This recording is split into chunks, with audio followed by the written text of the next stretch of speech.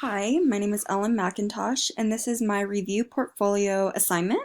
So for this assignment, I did decide to stick with a current portfolio that I already have. However, I do plan to make edits over the course of the summer semester and just add future projects as well as other works that I did over the last semester and just make edits just so it's improved all around.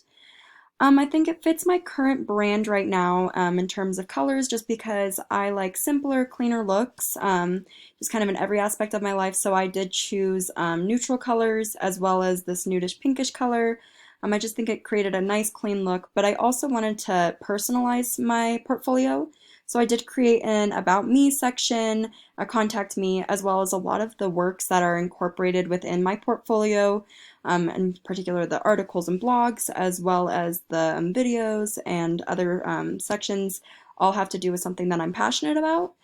So just future employers can kind of see that about me. When designing my website, I did choose to do articles and blogs as kind of the first link. Just after working in the marketing world, I now have a better understanding just how important blogs are. So I really wanted to showcase my writing abilities. Also, all of the features that I included have to do with something I'm passionate about or relate to.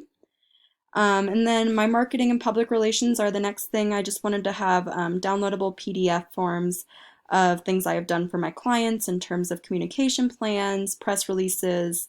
I also included the 3 different websites that I've created just to demonstrate my digital marketing abilities. I then did videos and photos. I just also wanted again to show the different media tools that I can utilize. So I showed that I could use Adobe Photoshop, I used Premiere and YouTube as well as Vimeo. And then I included a podcast just to show that I could upload onto Spotify and use podcast services. And then I finally added a resume just so, after seeing all my works, they can decide through looking at career background and education if I'm someone they'd be interested in terms of future and current employers.